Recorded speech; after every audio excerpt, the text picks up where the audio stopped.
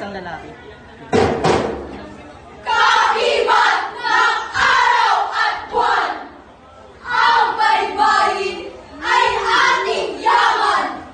Sa mga dahon, bato't balat, nakasulat ang ating salaysay.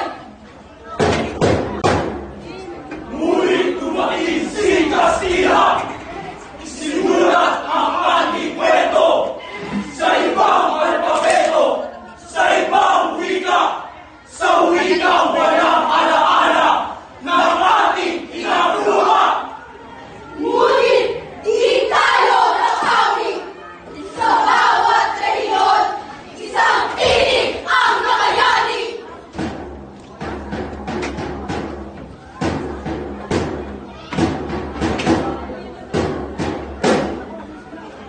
Iloko, Waray, Kapampangan, Tausko, Binulango, Bigayno, Malangaw, at marami pang iba.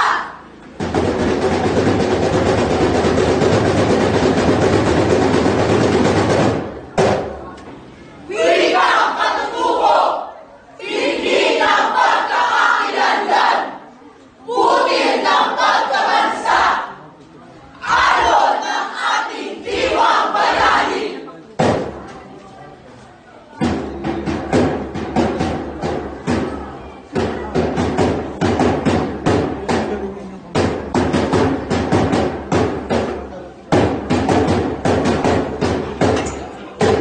Pilipino! Hindi lamang Tagalog, Ito'y pagyakap sa lahat ng ninig. ng bawat tunog. Ng bawat katutubo. Ngayon, tayo'y nanawagan. Itaguyod ang ating wika.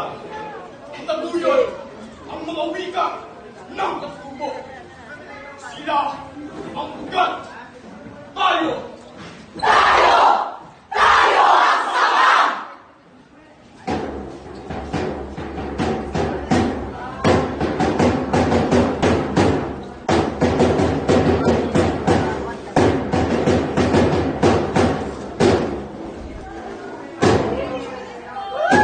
Pilipino! Wika ng kasaysayan! Wika ng pakikibaka at pagkakaisa!